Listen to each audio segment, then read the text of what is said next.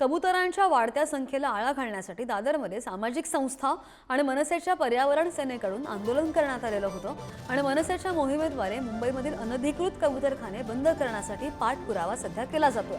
नागरिकांच्या तक्रारी लक्षात घेऊन मुंबई महापालिकेच्या हालचालींना आता वेग आल्याचं दिसतंय।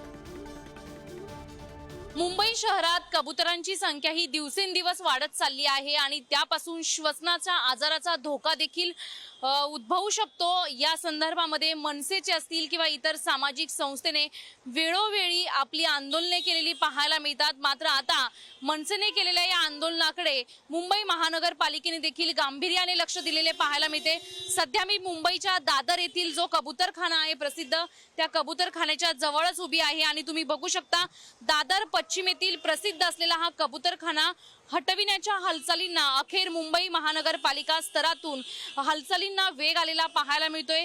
कबुतरांच्या विष्ठ आणि पिसांमुळे होणाऱ्या आरोग्याच्या तक्रारींमुळे हा कबुतरखाना वरळी किंवा प्रभादेवी येथे स्थलांतरित करण्याचा विचार मुंबई महानगरपालिका करत असल्याची माहिती सध्या समोर आलेली आहे।